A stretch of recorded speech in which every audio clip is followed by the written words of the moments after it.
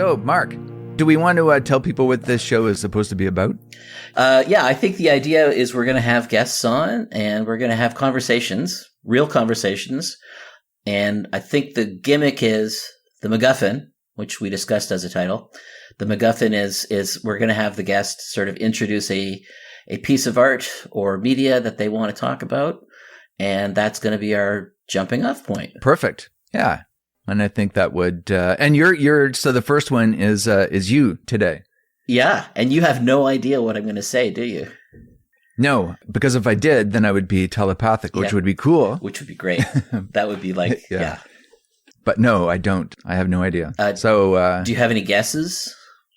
Okay. So we had originally talked about this, being, about a book that somebody would choose a book, but then we'd expanded it to anything. So had it been a book, I probably could have guessed because it would have only been like one out of 10 million, but now we've expanded it to any piece of art ever created. Yes. So it's like one in billions. So no, I don't think I'm going to be able to guess. I know, but I'll guess anyway. Okay. All right. Sure. Cool. Yeah. I think you're going to talk about, the Mona Lisa. Oh, that's a good choice. I've seen the Mona Lisa. I have too. Briefly. Yeah, from a distance. Briefly. Behind like 80 people. Yeah, there's a lot of Japanese heads that I had to look past to see it. But yes, I did. It was cool. What you probably don't know is that I've written the start of a novel that the protagonist is Da Vinci. But you haven't finished this novel. I haven't finished that one, no. I've got this. It's part of a trilogy that I abandoned many years ago. And the first one, it takes place in the mythical past and then the present. And one of the characters is always somebody from the past or the mythical past. The first one, it's Sir Percival of the Grail. And then the second one was going to be Da Vinci because I'm fascinated by him. And one of the reasons why I wanted to co-host a podcast with you is because like every time you open your mouth, it's like there's like 8 subjects that I want to pursue that you've just mentioned, so like now I want to talk about the Mona Lisa. I want to talk about your book. I want to talk about the Holy Grail. I want to talk about a movie I just saw set in Arthurian times, but now I don't know which direction to pursue. Well, let's go back to the original question, which was what's the piece of the objet d'art that I would like to present to you? And okay, which is not the Mona Lisa. But not the Mona Lisa. That was a really good little alleyway to explore, though. And we can come back to it. Absolutely. Because I think you're going to be surprised by what I want to talk about. I really do. Okay. I really do. Because I think we've talked about it before. And it's probably not my favorite thing now. But I want to talk about the movie Star Wars. I am surprised. I know you. Yes. I knew I was going for surprise. You didn't vomit right away. Yeah. Which is good. No, well, I love Star Wars. Yeah. But I'm surprised that you would pick a movie, and then I'm surprised that of all the movies you would pick Star Wars. But you know what? I feel like it's an excellent first subject to discuss. Yeah, because I wanted to get to so when we first started talking about this, you said that you wanted to bring people in to just talk about something that moved them. And I was going through my head, okay, so what really has moved me? And I've got lots of things that I could list. And then I thought, I should take this back to earlier in my life. And I think, there's 2 things that really kind of got me early. One was Edgar Rice Burroughs' books. I think that's the first thing that I started reading in a serious way, probably when I was about 7 or 8. And then Star Wars. Because I think we're probably around the same age. I was 11 when Star Wars came out. Yeah, I think I was roughly I'm 57 now, I think. Yeah, I'm 56. So it blew my mind. My little 11-year-old. Oh, it was such a huge impact on all of us. Yeah, yeah. I mean, and I at that point I was still doodling, and I had a little cartoon strip I did of my dog, Blue, who's a Dalmatian. Oh. And so I had a strip of Dalmatian, and he flew through the galaxy in a spaceship, and he had a lightsaber, and he was there. That's the kind of stuff that movie inspired in me. to the point that I actually went to go see the thing, I think 13 times in the theater. I was a good kid, and I skipped school to go see that movie. Like, I never did things like that, but I was like, I got to see that movie again. And another buddy and I figured out a way we could do it. Holy cow. Yeah, and we actually skipped school. We got away with it, too. The only bad thing about you choosing Star Wars as the first subject is this will now be a 14-hour episode because there's so much to talk about. And we could get flamed so badly. But I just thought it was an interesting entry point in terms of culture and where we're at and like where we come from, right? Like it's hard to underestimate how much that movie would have had an impact on us at that age. Yeah, because it became all consuming. I remember my best friend at the time was Kevin Brown. I haven't seen since we were like 14 or 15. And we were just absolutely passionate about Star Wars. We did a huge project for school together. You know, one of those projects where you draw on bristleboard, you know? Yeah. Remember bristleboard? Oh yeah, bristolboard, yeah. It still exists. Yeah. It's a thing. Does it? Oh yeah. Okay, well, you're in the educational system. I guess you would know, but I haven't. I teach in a library and information science program, and posters are a thing, man. I haven't touched or even seen, I think, bristleboard in 40 years, but I remember drawing this Star Wars montage with Kevin, and we had the Death Star and Wookiees and C-3PO in this thing, and I was so proud of it, and I couldn't wait to hand it in to the teacher. It was our grade 7 teacher. Can't even remember who it was. Maybe Percy McGugan. But, and we handed it in and they were like to nothing, like it was, so important to us and so insignificant to poor Mr. McGugan. Poor Mr. McGugan probably had to suffer through 30 Star Wars projects that year.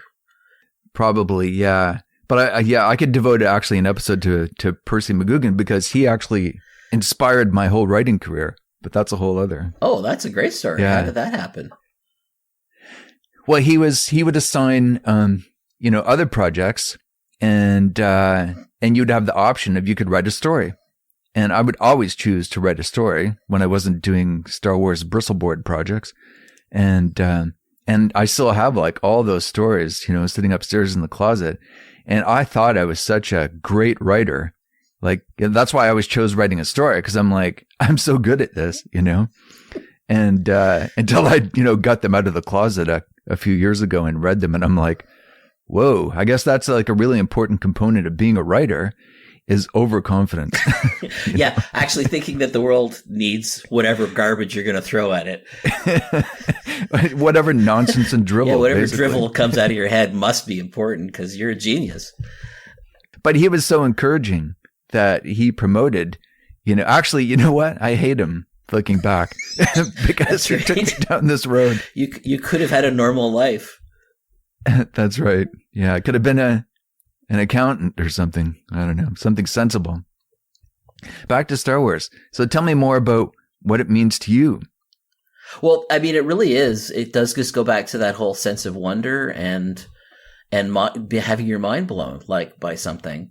And I think it was about the same time I saw that movie, about the same time I'd kind of gotten through, I think, most of the Edgar Rice Burroughs books. And I think I was on Maiden of Mars or the Moon Maidens or whatever one it was.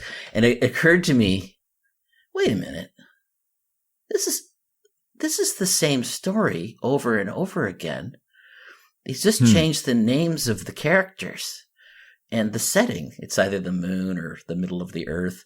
And I think at the time when I saw Star Wars, it just seemed so different to me from anything else that I'd seen that was part of why my mind was blown as an 11-year-old. I think it was just because it was just so original. It was just so original. It was just something that I hadn't seen before. And of course it wasn't original. It was very, derivative of B movies from the 50s. But derivative in the best possible way. Of course, yeah. But it was taking the essence of the fun of those movies and distilling it into one movie. And of course, the other thing that I recognize now but I didn't as an 11-year-old, was the story structure was so iconic. I mean, it was using that hero's journey that actually is so critical to telling a good story. I mean, it's not the only way you can tell a good story, but it's one of the easiest ways to tell a good story, is to have some kind of hero's journey, which is, of course, what Luke goes on, and Leia, and even Han Solo, where they all kind of do in their own way.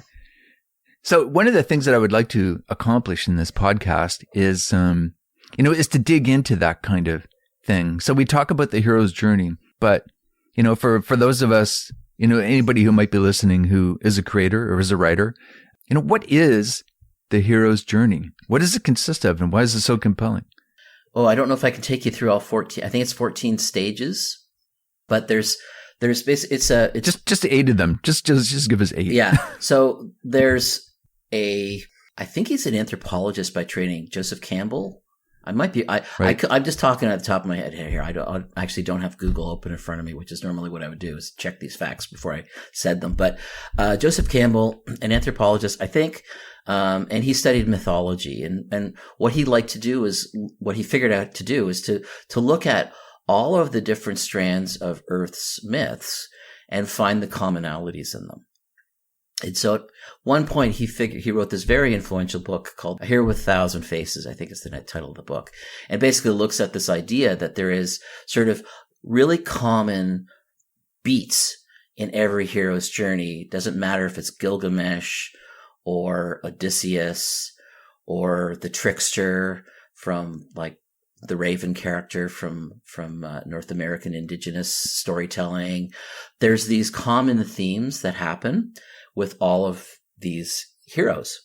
And he sort of distilled that down into this sort of journey that they all go through. And so the journey is really about being separated from normal life. That's sort of something starts that you are no longer in your regular world. Then you have to make a choice to either embrace the separation from reality or your normal reality, to a more heroic view of the world and engage with this new thing that's happening. And then I think there's a couple steps in there where, like, there's a little bit of, do I or don't I, accept that this is my father's lightsaber? Like, do I accept that piece of information? There's usually someone like an Obi-Wan Kenobi. There's like someone who is like a mentor who introduces the hero to their actual reality. So this is what you've got to do. And then there's the rest of the story goes from there. And there's moments of, uncertainty. Things look very bad for the hero at some points. Usually the hero gets some allies or helpers along the way. So if you look at Star Wars, it's actually it's a pretty faithful representation of that journey, And completely effective, and as you're talking, I'm thinking about The Matrix, which is another classic example. Yeah. And, and the thing about it is that, like, you don't watch The Matrix and go, oh, this is so derivative of Star Wars. Oh, this is the hero's journey over again. I'm so tired of it. You don't get tired of it. No, and it's Alice in Wonderland. There's Tarzan. I was talking about Edgar Rice Burroughs. There's another one there. I mean, there's all of these. So, yeah, it's like, should we all just be, like, to be successful, should we just be writing variations of the hero's journey in Star Wars, or? Well, that's what I said. I think there's other ways to think about telling a story. Like, it doesn't have to be done that way, but there's nothing wrong with going, you know what? I think this is going to be best told through that kind of cycle. Even your latest book is, I don't know if you were conscious of it when you were writing it, but there's an aspect, there's Star Wars in there. There's Star Wars DNA. There's hero's journey DNA. Oh, because it's a guy taken out of his normal reality into this crazy, trans-dimensional reality, and he's got to save the universe, or he's got to save the multiverse. Yeah. I mean, that one is probably the most conscious time I've done that, because I've actually, in a lot of my other books, I've tried to buck this idea of using a given structure. So I've always tried to create new structures, and I think I just got exhausted. And so I was like, why don't I try writing a story with the hero's journey? And Alpha Max is the first book that I pantsed. So for listeners who don't know what that means, that's like, there's two kinds of writers. There's plotters and there's pantsers, which means you write by the seat of your from the seat of your pants. And also, we should probably warn the listeners that we will be shamelessly plugging our work, of course, in all of these podcasts. But I think in this case, it does apply, like, because I was consciously, like, to the point that I actually had a PDF of Campbell's hero's journey. So I'm like, okay, so where am I now? Oh. So I'm like literally looking at the hero's journey. Going, okay, I think I need to make, like, I would sort of sense that the story needed to shift and move forward.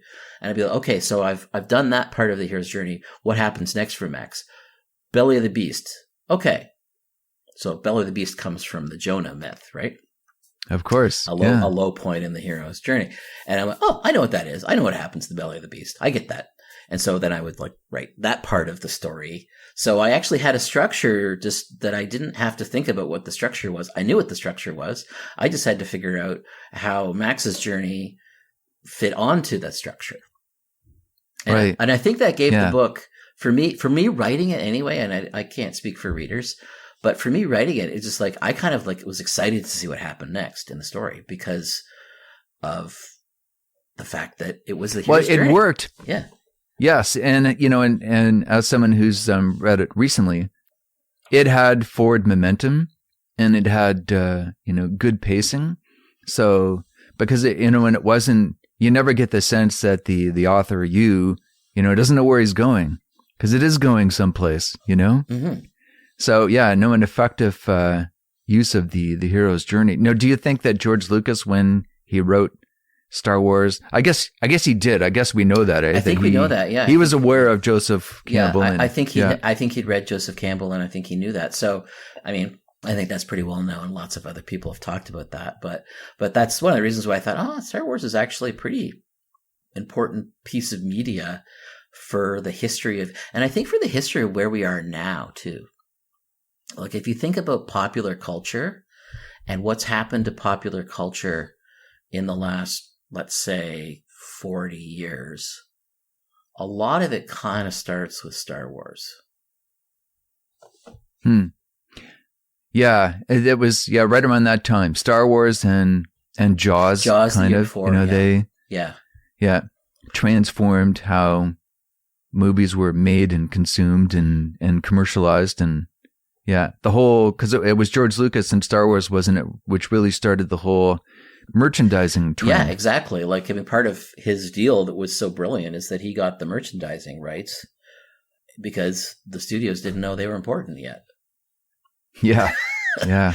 And I would argue that, I mean, for good or ill, that movie changed the way that the studios dealt with creation of their movies. And I think we've gone through a period of really cool movies. Like, some of the movies actually I like the most are before Star Wars. Like, there's some really cool movies that were made in the 70s by auteurs, like, by directors who had the power to. What are you thinking of? Oh, I'm thinking of like Taxi Driver and those kinds of movies. The Wild Bunch. What am I missing? Sam Peckinpah. Sam Peckinpah is a maniac, but like, those are pretty amazing movies. And there was lots of movies like that. Peter Bogdanovich was making pretty interesting movies at the time. Like, there's all kinds of stuff that was happening because there's this really interesting period after the collapse of the Hollywood studios, like the traditional Hollywood studios. And then these auteurs appeared in the 60s and 70s. And it kind of ended. So do you think after Star Wars? So you think like Star Wars kind of drove a stake in the heart of those movies? Because I'm thinking of those. I do, actually, yeah. I just watched a whole bunch of them as well, actually. Like some old Jack Nicholson, Five Easy Pieces and Easy Rider, that kind of. And what's the one I'm thinking of? It's Harold and Maude. That's a great movie. I love that. That's so off the wall. Yeah. Yeah. And that director was it Hal Ashby? I think that's right. He only did like 5 movies or something, and then he couldn't make any more movies. Well, and but was that his choice, or was that something that happened? He got relegated. I guess they kind of decided that he was a madman, and he was known for consuming recreational pharmaceuticals, and that had long hair, and they kind of looked down his. But now I'm wondering if I'd have to go back and look at the timing of it, but if Star Wars helped kill his I'm career. sure it did. The other one that just popped in my head was Robert Altman, like MASH, those kinds of movies that Yes. Although he did keep making some successful movies He did. past Star Wars. Yeah. Yeah. I mean, Gosford Park, which was made in the early 2000s, was great. So so his career wasn't spiked by Star Wars, but I think a lot of them it was. And I think what happened was that the power they had as auteurs was taken away because suddenly the studios said, well, wait a minute, we can make like a lot more money. A lot.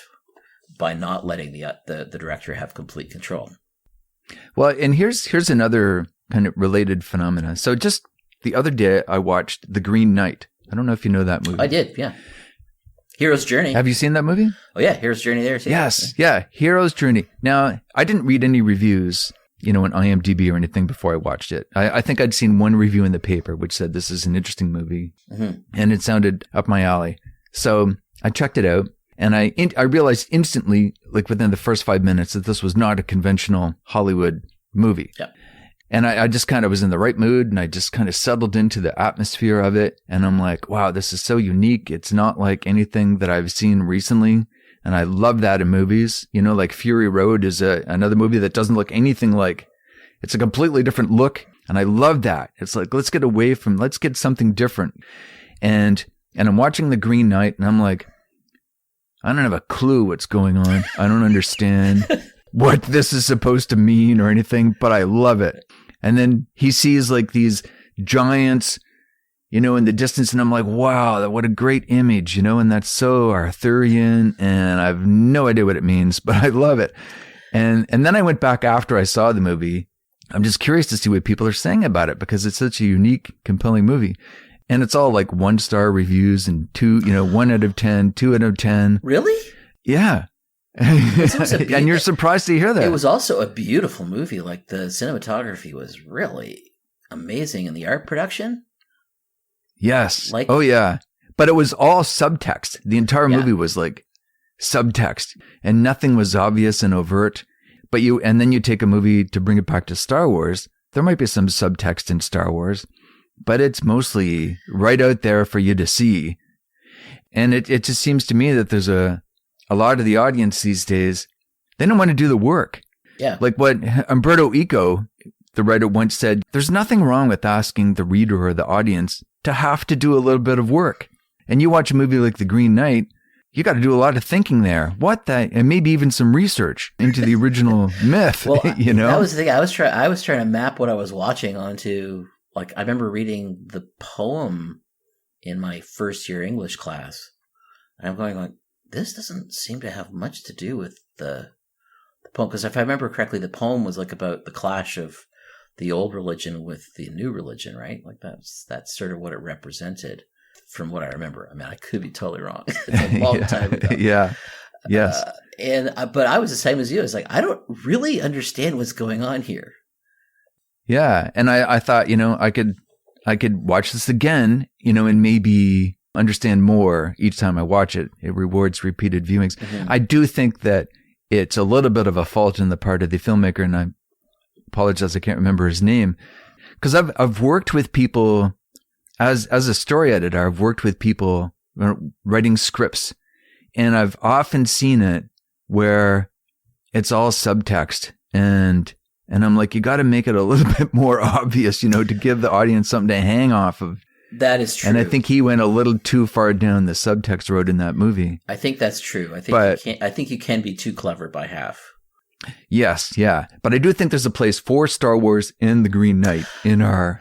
Yeah, and I don't want to be just totally mean to Star Wars and say it's just surface level, because like I said, it taps into that sort of mythic storytelling that we all love. Like the reason that Campbell, hit upon that is, I think, because it's like, yeah, it's baked into our DNA. We like telling stories.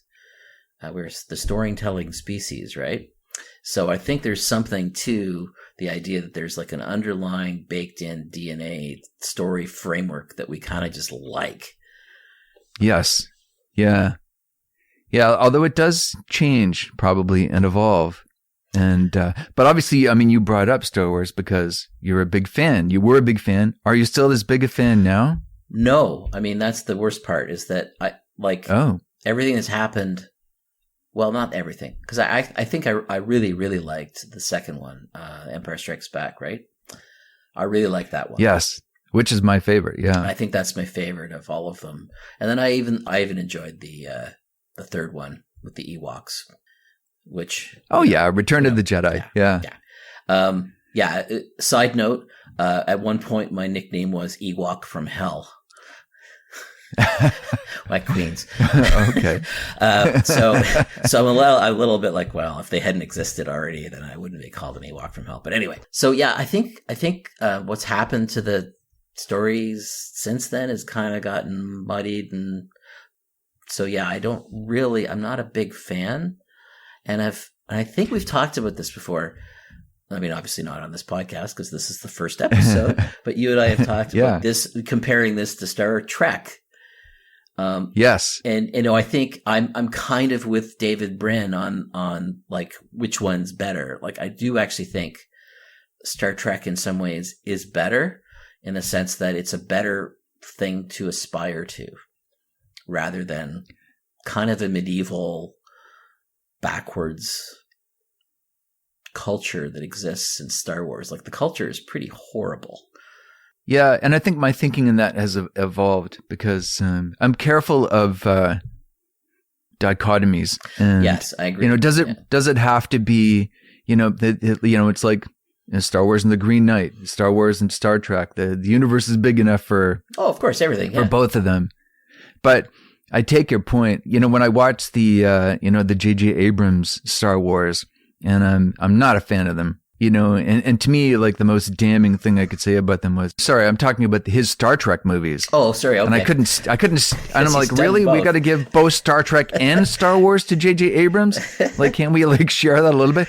But his Star Trek movies, because I'm such a huge Star Trek fan, I'm like, well, as a Star Trek movie, that was a great Star Wars movie, Yeah. Which is not a compliment. But I do love Star Wars, and and I thought, and this is where we're going to get into controversial territory. The second of the last trilogy of Star Wars movie, what's his name? Johnson, the director, Rian Johnson. I thought that was going back in the right direction. I like that one. Can you remind me? But a lot of fans hated it because I've only seen the last few once. So yeah. Okay, yeah. That's the one where Luke Skywalker's on his own island, and there's that scene where he's running around the island milking alien cows and stuff. Which was pretty disturbing, actually. Yeah. The giant bird ladies. Yes. But I more or less enjoyed that one. I thought it was getting back to the flavor, and he did some interesting things with it. Yeah, that was actually, I think that was the one that I liked the most too. Yeah, was that one of the new ones. But a lot of fans hated it because they felt it went against Luke's character, which brings up a whole other subject. See, this is why I said when you brought up Star Wars, we're going to be talking about this for 14 hours because there's so many. Well, that's why I thought it was a good starting point, right? It's like, well, there's no chance we're not going to have lots to talk about when we talk about Star Wars. Yes, yeah. No, you hit that one out of the park completely. But the audience thinking that they have the right to say what characters should do in their favorite stories. Yeah, isn't it the author that should have the? Well, it's so weird because I don't know if I should admit this publicly, but my favorite social media is Tumblr. Oh, I have no familiarity with Tumblr at all. So it's like this little tiny corner of the internet that kind of the land that time forgot almost, in the sense that it's kind of like old school media, like almost pre-social media. But what's interesting for me is that it's mostly young people that use it. So, and I kind of like, it's kind of my little window into the minds of the 18-year-olds that I'm teaching in my second year class, because I need to somehow connect with them, right? And so I can see what they're talking about, or what the common tropes are, what the sort of discussion is, the discourse, as they say, is about. And there does seem to be this idea that fandoms have rights, that they have control in a sense, or should have some control over what happens to the characters. There's an ownership there, which I don't think is entirely bad, because I do think as a writer, you have to recognize that your job kind of ends once you hit the end and the things in the world. Like it's kind of no longer yours once you've sent it into the world, especially I think novels and prose, because so much of what happens in the reader's mind, and I can't control that. Completely agree with that. But getting upset, like for one of the things I'm seeing right now in Tumblr as part of the discourse, and again, this is controversial territory because, yeah, this is something that young people especially really passionately care about. The idea that a character would say something or do something that's upsetting to them is a big problem that seems to be coming up. It's like, well, I don't think they should say that, or he should say that, or they should say that, because that's not what I believe that character is. And that's like, okay, so that's a really difficult thing to bring to a piece of artwork, to bring everything that you believe and try to impose that on the characters is really well. And what does that do to the creator? Well, it doesn't. I don't think it does anything to the creator, to be honest. Like, because, like I said, we're done. Well, I mean, sure, we're done with that first one, but if we dive into that universe again, if you do a sequel to Alpha Max, and like say there was you were aware of a huge fan reaction, is that going to cripple you or hobble you writing the next one? Yeah, that's actually a great question. I've been writing some trilogies. I've got 2 on the go, so I will have that experience maybe once I get them published. But part of the reason I'm writing them before I release them is so that I don't get influenced that way. So first of all, it's mostly because I need to know what the story arc is. They're connected trilogies at this point, so I want to know what the story arc is before I do my second edits. But partially that's in my head now as I'm reading Tumblr. I'm going, wow. I do actually think that my book will connect with the younger audience because the second series especially.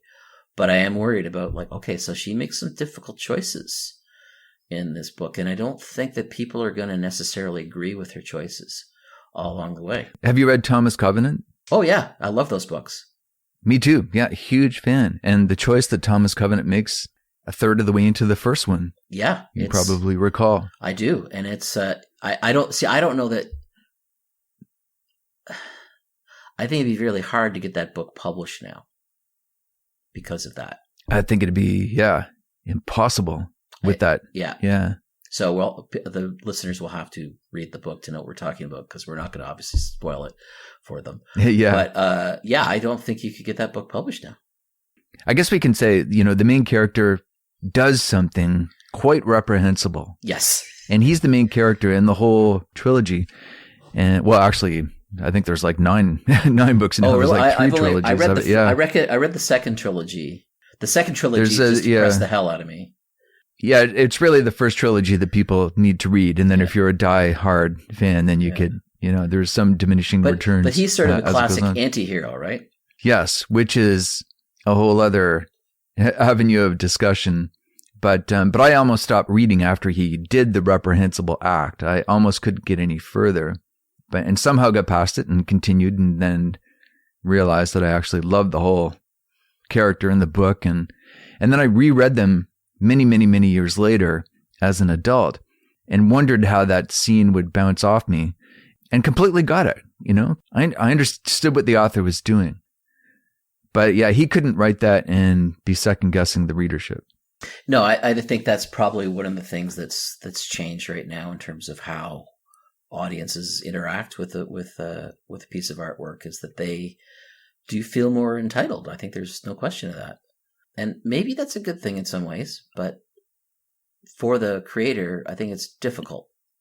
Yeah. So I want to revisit a question that I asked you a while ago when I asked if you were still a fan of Star Wars. What about the first movie? Are you still a fan of the first movie? I am. I mean, it doesn't hold up as much as I thought it did. I rewatched it, not recently, but like probably within the last couple, like during the pandemic at some point. I needed something to make me feel happy. And I thought, well, I'll watch Star Wars. And I mean, I saw it so many times when I was a kid. I still knew it beat for beat, basically. Like there's no surprises at all. But yeah, I still kind of love the movie. I still loved the characters. I really enjoyed Luke's character, especially in that movie and the second movie when he starts to come in, like when he starts to accept that he's got these powers and starts to engage with training. And then, of course, he makes a terrible mistake and stops his training before he's ready.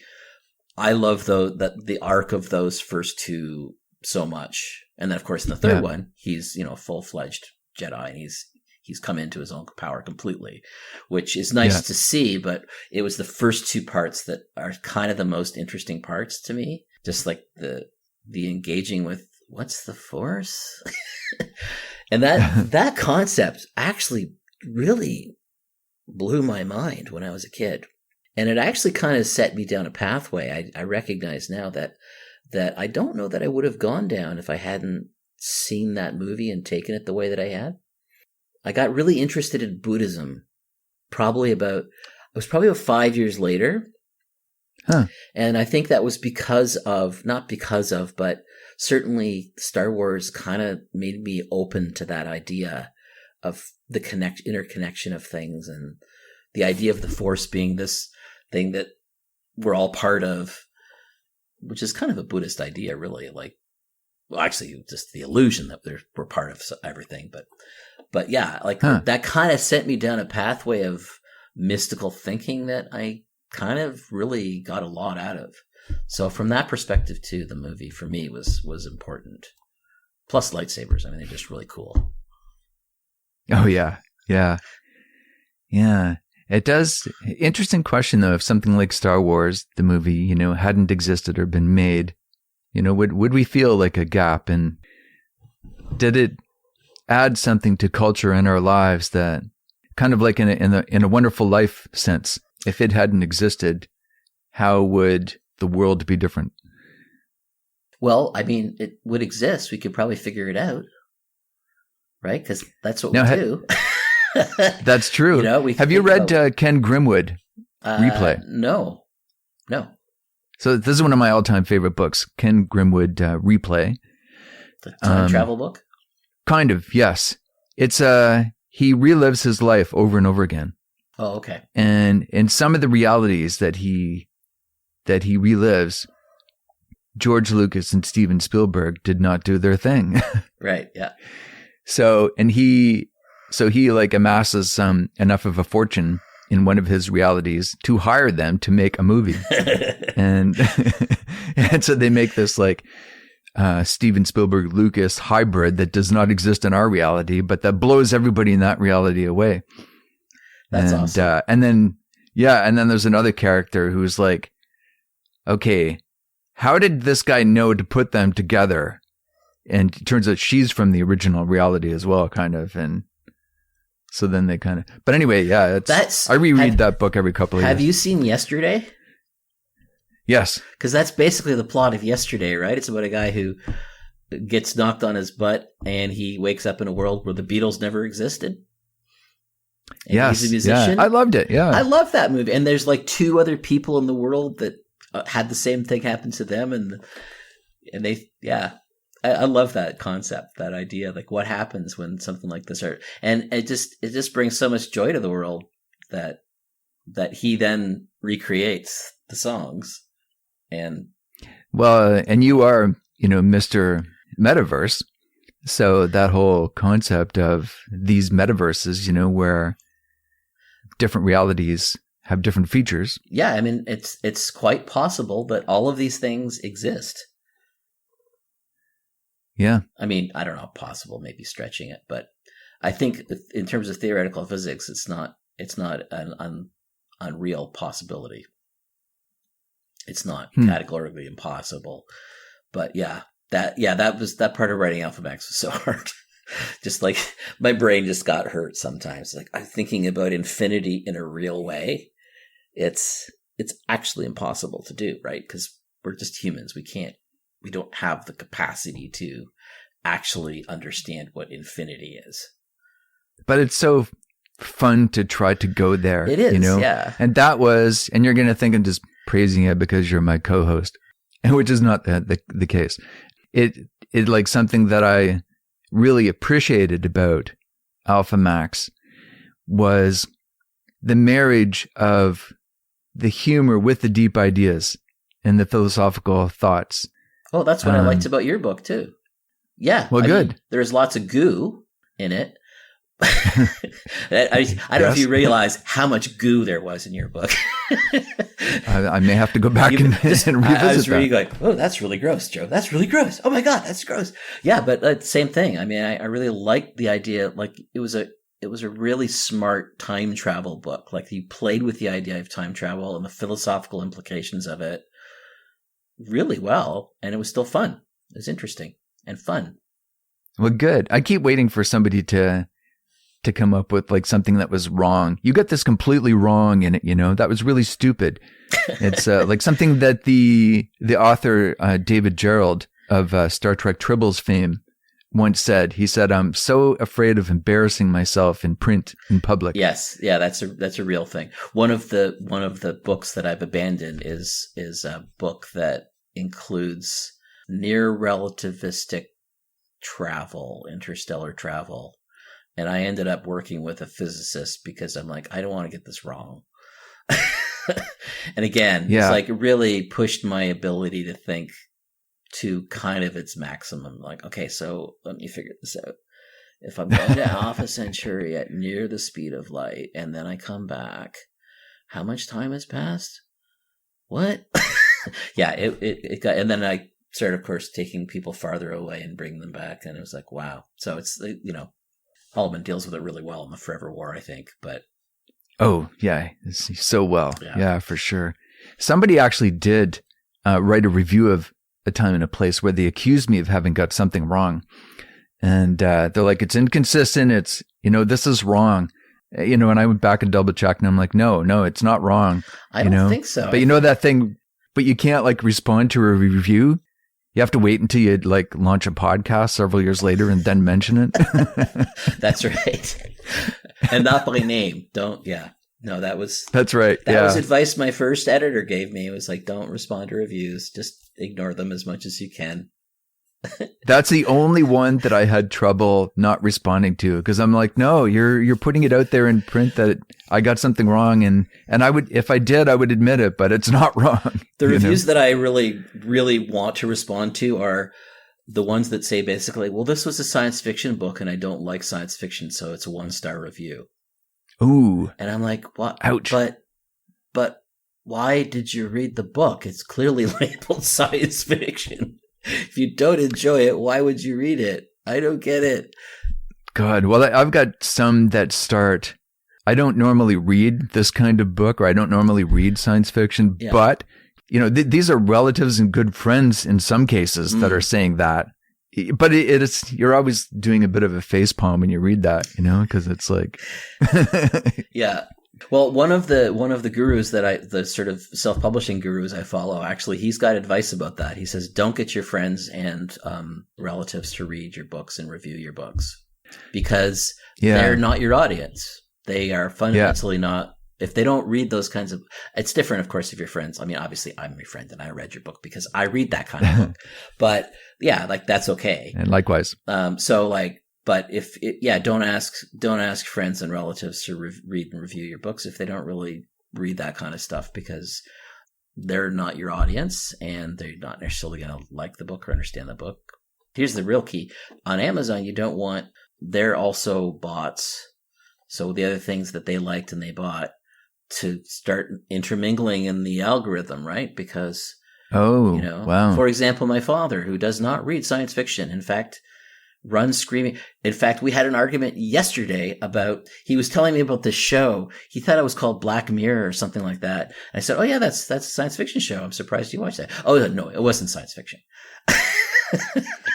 Because of its science fiction, you'd have to admit that he likes it. He doesn't like it, yeah. But so he reads lots of mysteries, and I, I don't personally read them, and they're not my thing. But that's fine. They don't have to be. There's no point in having him read my book because he's first of all not going to like it because it's science fiction, but also what he likes is a different set of things. So if I'm looking for more people to find my book on Amazon, they don't overlap, and they do the opposite of helping you. They actually hurt you. Wow, that's his. I never thought of that. I know, me either. It's Derek Murphy. His name is, yeah. Yeah, and I thought, oh, that's actually really smart. Okay, I'll stop doing that. Oh, I mean, we could do a whole podcast on marketing and selling books and the thing, because there's so many tricks and techniques and that I will never master. And no.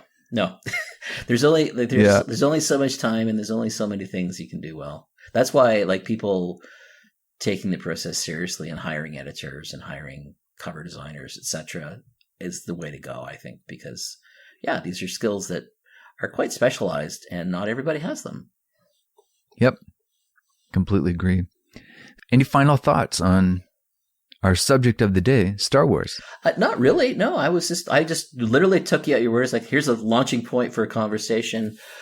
As I said, as an 11-year-old, I love the movie. I still have a fondness for the first trilogy. I'll be honest. The rest of them don't do much for me. Though I really did there's that one scene in Star Wars. I don't think this is a spoiler, right? Everyone's seen the last trilogy where he fights off all the robots or whatever they are at the end of, I think it's the last one, The Rise of Skywalker, right? I think so, yeah. But where he's just a force projection. Yes. That was scene, yeah, so cool. And that was actually kind of like, okay, so wait a minute. He's now superseded Yoda. He can do things that Yoda could never do. And you know what? That was the Rian Johnson. That was the second one. It wasn't the last one. Okay. That was the second one. Okay. So that was the one that I liked. And that for me was kind of such a cool moment. And that was like, yes, that's the promise of Luke Skywalker. He's doing the right thing for justice and the universe. And he's using his power with the Force to do it. It's just his power with the Force, right? He's projecting himself like from another planet, right? Yeah, that was awesome. That was so for me, like that was kind of like that was like the nice bow on the first trilogy. To that moment when that happened, completely. And there was that moment where he wipes the dust off his shoulder. Yes. It's that real. I can make it. I have this much power, bitch. Yeah, exactly. Yeah. None of that touched me. Yeah. Huh. So I just wanted to say for people listening that that's the concept, is that we will invite a guest. Somebody in the podcast will come with a piece of art that they want to talk about, whether it's a film or a book or the Mona Lisa painting or whatever. The Mona Lisa, yeah. And then we'll just go where the conversation takes us, and hopefully everybody will be entertained and maybe learn something. So that's the idea. Oh God, learning something. That's a lot of pressure. Well, we have no pressure to teach anybody anything. Okay, good. Just, as long as it may happen accidentally. Okay, good. Yeah. The next episode will be me. I will bring something to the table. Okay. And which hopefully will spark a conversation. And then the one after that, we'll start having special guests. So excellent. I think this is going to be fun. Thank you for agreeing to do this podcast with me, Mark. Oh, thanks for suggesting it. I think this is going to be a lot of fun, and we're going to be doing this for 30 years. All right. See you later. Okay, take care.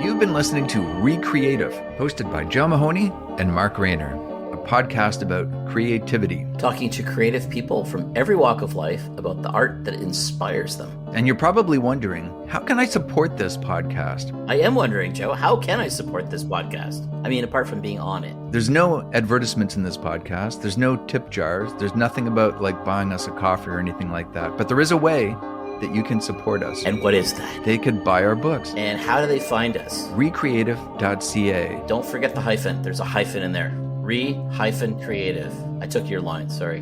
Well, because I stole your line. So yes, re-creative.ca. Jinx. Oh yeah, I stole your line again. As well, if you like what you've just heard, you could consider subscribing to the podcast. And leave a comment if you like it. Thanks for listening. Spread the word.